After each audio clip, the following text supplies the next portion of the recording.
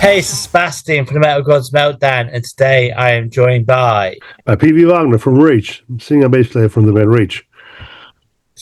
Great to be chatting to you today. A new world rising. It feels like a defiant rebirth. Emotional or philosophical fruits were you chasing when you were crafting this work of art? Oh, philosophically, it's maybe a bit too much. I see this as in a line with the last two albums before, like kind of a trilogy or so.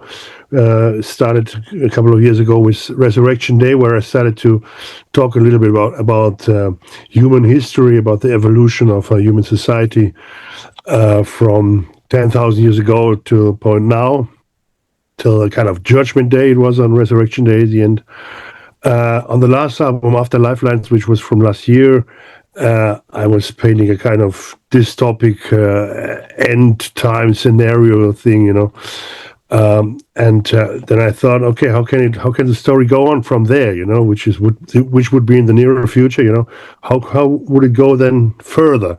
And I just thought, when something is completely at the bottom line and it has to go up again, so I was thinking about some positive aspects. What can we do here as a human society to get back together again, to get out of this disruption thing and join hands again and to find a world communion thing, And yeah, I hope I could get, or I can give some positive inspiration with some of the song lyrics.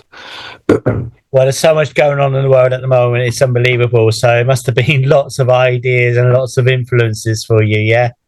Mm-hmm. Sure. It's not quiet, is it? Yeah. So the album urges listeners to think independently. How important is that for you as a musician? That's absolutely important to think on your own and not to let other people think for you, because then you will be betrayed generally. So yeah, be independent and thinking, and don't believe everything that you're told in media. There's a lot of manipulation, a lot of people that just want to get your money or want to get your following. Yeah. So I know you've been going a long time. So do you still get the buzz, and do you still get excited about album release day? Oh, yeah, I'm still excited, of course. I mean, all these albums are my little babies, and of course I always hope for good for them. I hope that they're going a good way, that they get recognized and people like it. The metal fans like it. So of course I'm following it, but after I gave it to the record company, I have to let it go in a way, and now other people are responsible for getting it seen or heard. I just gave my best until the year, and of course I will give my best on playing the stuff in the live shows, but yeah. So let's see what happens. So you've called the album a positive thrash firework. How do you plan then to translate that energy into the live shows? Well, I don't think that's so difficult. This album came out quite pure and fresh, like straight from the heart. We didn't really think too much about what we want to do something special, so we just played right from our liver, Yeah. And I guess that's not so hard for us to bring this on stage, Cool. So what's one song from the new album that you're really looking forward to playing live or already played live? We play already the song Freedom. That was the first single, and that's already in the regular festival set we're playing right now over summer festivals. And for the tour, which will start soon in a couple of weeks, we will add a few more of the songs. I can imagine we would have the opening track Innovation in it also. Is it difficult to choose a set list? I mean, because you've got quite a catalogue, haven't you? yeah, you can say so. With this back catalog, it's not so easy to sort out the good ones. We're always trying to put at least one or two surprise tracks in the list. But you have, of course, your classics that the people demand, and you want to support, of course, your new stuff. So trying to always find a homogeneous mix of all this. Cool. So you played some festivals this summer. Is there one that stands out for you? What stands out? played a nice show 2 weeks ago in Spain, and next week on Wednesday we leave again for Spain. It's a very special audience in South Europe. They're really wild there. Always looking forward for that. Yeah, Spain's fantastic, man. Yeah, we played a show in Wacken on the Wacken Open Air this year, but this was very wet. It was the whole festival sunk in mud. Yeah. I had to play in rubber boots because we couldn't get the stage because everything was drowning. Really? We were a foot deep in the mud, and so I just decided to get some rubber boots to get to the stage. Looked funny, I guess. Have you still got the rubber boots? Have you? Yeah. Still have them, of course. Sell them on eBay. Someone will buy them. Yeah, they still have the Wacken mud on it. If this is some precious, I don't know. So how does Fire in Your Eyes then reflect your relationship with metal fans today versus when you started back in the 80s? Yeah, this is actually a kind of thank you to all the metal scene, especially to the rage metal heads.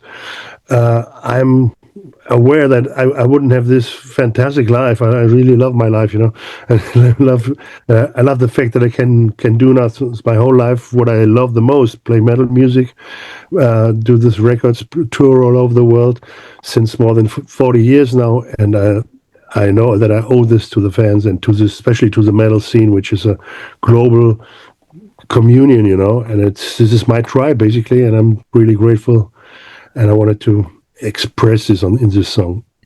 What would you say then has been? I mean, it's a long time being in the scene, but what would you say has been a highlight for you? Like one touch right out of the sky. Oh, it's not only one. No. It's plenty of, I would say. Mostly, I always liked it very much when I would hit new ground where I never was before. First time to come whatever Far East into Japan or to the hit ground in South America or whatever, in really exotic countries or so. Oh yeah, this is always highlights, of course. And to learn new people, new cultures. And one thing that I really love on this, I wouldn't call it job, but I'm doing this metal thing, is that you get friends all over the world. Yeah. And so this is an important thing for me, I have all these contacts all over the world, and yeah, grateful for that, for the chance. If you go back in getting a time machine and go back to when you started in your career, what's one bit of advice you'd give to yourself? That I would tell my younger self. Yeah.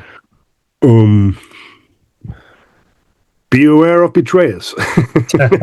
Maybe I would say this: continue, do what you like, believe in yourself, and be a bit more. Look twice. When someone promises something or so, that's always people that just want to use you for their deeds. Of course. I mean, like I say, we're about the same age, and there's quite a lot of musicians I've talked to our age, and it must be quite frustrating when you've got to our age, and now you've got such a cool band and such a settled band. Is that a bit frustrating? Do you think, fuck, I wish we had this back when I started? I mean, like your band set up now, it's like a creative unit, isn't it? And do you think you've had the band lineup changes and everything? Is it frustrating? You think, why? Yeah. Well, I wouldn't say it's frustrating. Of course, it would have been great to have this lineup or this kind of constellation already long ago, because it makes it a lot easier to do this, and it's of course a lot more fun when you really like each other and when they have such a relaxed and understanding situation in your band. But I mean, all the things that happened in the past, they led me to here, Yeah. So I don't really regret anything, Even the mistakes and even the bad times, they brought me here, And I think this is a part of life, Yeah, this is it, man.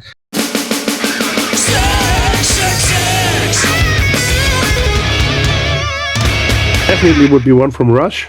I pick Hemispheres. I would. Yeah, one from the Beatles, probably Abbey Road, and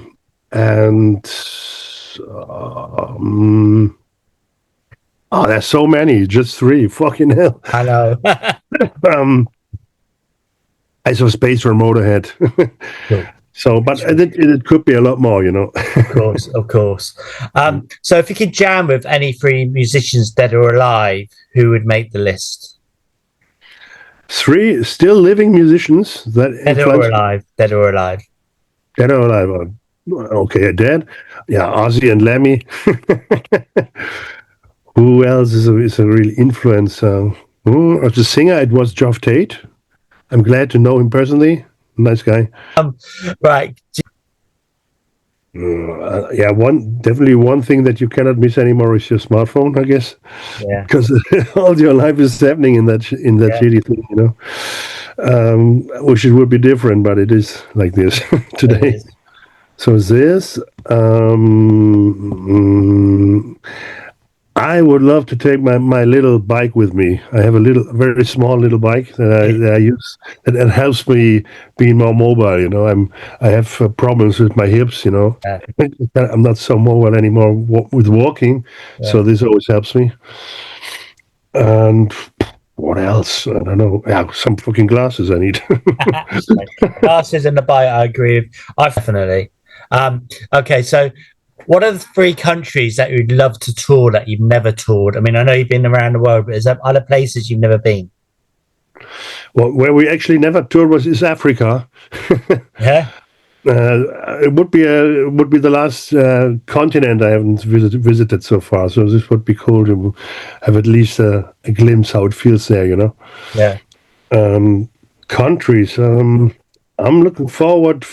Next year we will tour. We'll do another South American tour, and we'll come to Costa Rica. First time. I'm looking forward for that. Where else? I haven't been. I don't know. I've been pretty everywhere.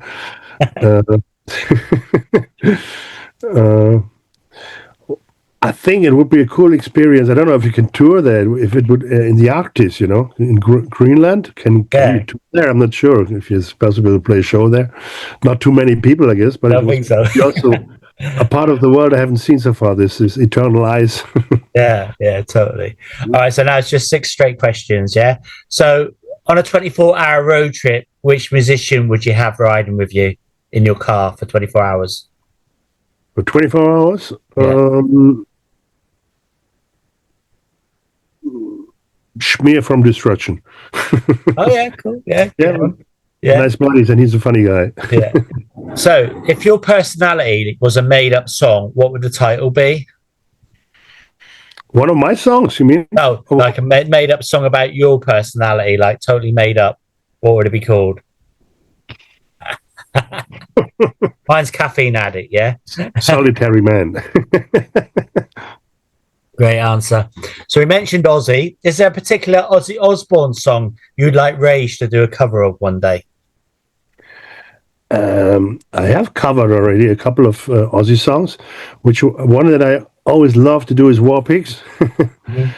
And we will do in end of October. We will have in my hometown. We'll do a kind of tribute show where I'm going to perform this one. Amazing. All right. So do you prefer a festival or a small intimate gig to play live? Both is great, but I guess the intimate gigs are more intense with energy exchange. Right, back to the album. What one lyric from the new album would you want carved into your gravestone? Fire in your eyes. Cool. A good one. All right. So if Rage were a mythical creature, what would it be? You know what a Wolpertinger is? Sort of, yeah. That's something from Bavaria, from south of Germany. Yes. Kind of mixing thing between a hare and there's some bird corpse, and I don't know. It's a mix of everything, you know. Yeah. There's some antlers on the head.